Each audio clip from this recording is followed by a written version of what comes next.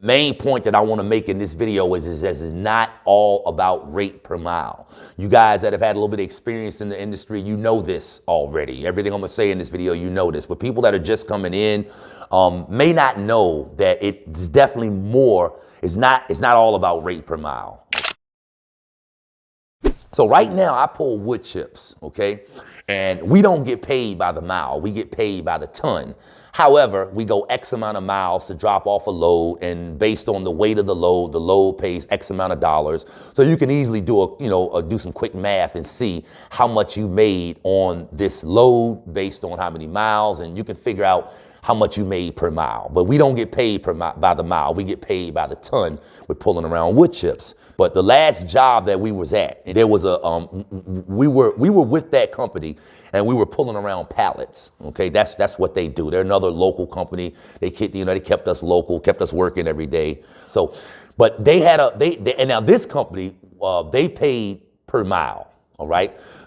So right now, because like fuel prices and all of that good stuff are up, this company that I'm talking about, that I used to be with, that I used to drive my dad's truck for, okay, they would pay owner operators X amount of dollars per mile. This was, 2 years ago before I started doing wood chips. And obviously over the last 2 years, because of the fuel prices, their pay has increased. Their rate per mile has increased. And I still talk to people at that company. So like I know what their rate per mile used to be, and I know what their rate per mile is now. All right. And so when I listen to what this company's rate per mile is now, the thought creeps up in my mind about what it would be like to have my truck over there now at the rate that they're at now versus what the rate was a couple of years ago. On the surface, it sounds like I could make more money over there.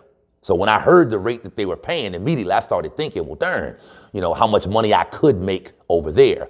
But going back to the point of this video, it ain't all about the rate per mile. It's more about like not just how much money you can make, but what you got to do to make the money. All right. So one thing I love, or some of the things that I love about pulling wood chips, one, I get to work in the daytime or at nighttime. I can do it either way. If I prefer working at nighttime, there's a bunch of reasons why I prefer doing that. Another thing that I enjoy about doing wood chips is it's not a lot of physical labor. Okay, not a whole lot of physical labor at all. It's not a lot of interaction with people at all. I do like that as well. And because I run at night, I don't have to deal with a whole lot of traffic. So when I'm looking at the increased rate that the pallet company that I used to be with, when I'm looking at what they're paying right now, it's more than, well, can I make more money over there? Or can I make more money per mile over there? It's definitely about more than that.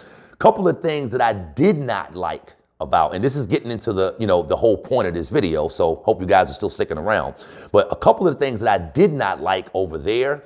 One thing I didn't like was a lot of the runs they do go into the Tidewater area. Now where I'm in Virginia, so if you're not familiar geographically with what we got going on here, when I say the Tidewater area, I'm talking about the beach. Okay, I live about an hour and a half from the beach, an hour and a half west of the beach, and a lot of their runs go to the beach. And as you can imagine, beach traffic is crazy. That was one thing I did not like about it. I didn't like going into the beach area during the daytime. So if I'm going to be over there, I would have to be working in the daytime, and I would also probably be getting sent into heavy traffic areas a lot of the time. I also wasn't a big fan of the equipment that they had over there. Some of their trailers, because they pull around pallets, you can imagine a lot of the trailers were raggedy. A lot of the landing gears are raggedy. A lot of the doors, the trailer doors were raggedy. A lot of the equipment, the trailers over there was raggedy, lights and all of that good stuff. Most of the work that they did over there, all of the work that they did over there was drop and hook as well. I didn't like doing drop and hook. I didn't like swapping out trailers every time. I didn't realize how much wear and tear turning on that landing gear and messing with them doors all day. I didn't realize how much wear and tear that puts on an individual's knuckles, your wrist, your shoulders. I didn't really realize that until after I stopped doing that work, right? It wasn't too bad. It was okay. But I feel that when I came on to wood chips, that I started doing, the work was easier. And also, I feel like I made more money as well. And the reason I feel like I made more money wasn't necessarily because the rate was better on wood chips.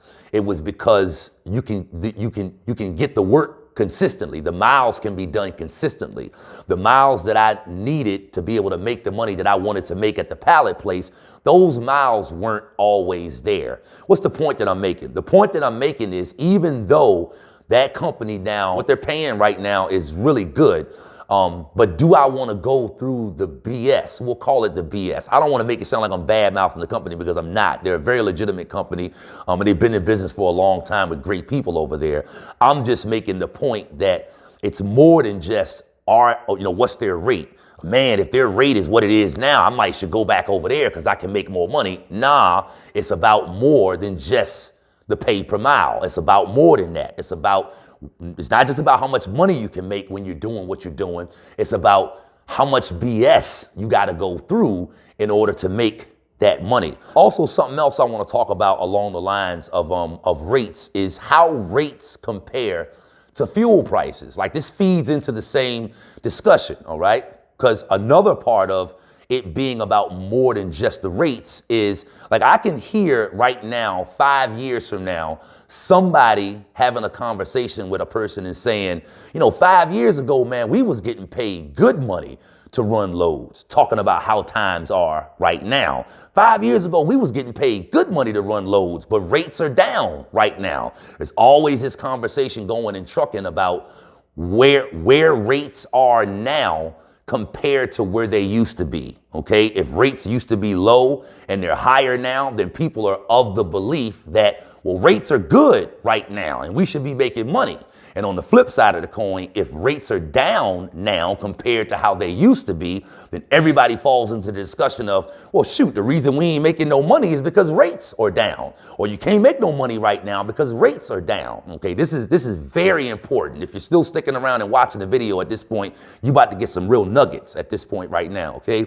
Because rates are always relative to fuel prices. If you really want to get a good understanding of how much a driver can make and how much truck drivers are making relative to the rates, you can't compare what the rate was or is to what it used to be, or what it is here to what it is here. You need to be comparing rates to what fuel prices are or were. And this is, again, it's not all about the rate. Okay, and I think people that have these discussions are missing that part. All right, so like, if you were telling somebody about the rates right now, 5 years from now, man, the rates were through the roof 5 years ago. I don't know where these rates are right now. So when you make a statement like that, the indication is the rates used to be good, which means you could make money in trucking then when the rates were good, but now the rates are down, so you can't make money now. But the more important question is, well, what were fuel prices when the rates were that high? And whenever I'm hearing drivers talk or engage in this discussion of rates, I don't hear these very important other sides of it. So again, an individual will make a statement and they'll say rates used to be really high. The individual listening to that assumes that that means that drivers were making money. Well, not if the damn fuel prices were high at the same exact time. If you really want to get an understanding of how much a driver is making or how much truck drivers can make, you need to have something that you're comparing the fuel or the rates to. And in this case, it's fuel prices. What's the point? The point is, just because somebody says to you, well, just because you know that the rates used to be higher than what they are now, again, when people engage in that discussion, the come away is the reason we ain't making money right now is because the rates are down right now. But if the rates are down and the fuel prices are down at the same time, and the cost of living across the country is down at the same time, all of that's relevant. It's not all about the rates. If you really want to get an understanding of what a driver or what truck drivers are making, you need to know, okay, well, the rates used to be high. Do you remember what the fuel prices were at that same time? For me, my fuel price has always been roughly a third of what my truck grosses.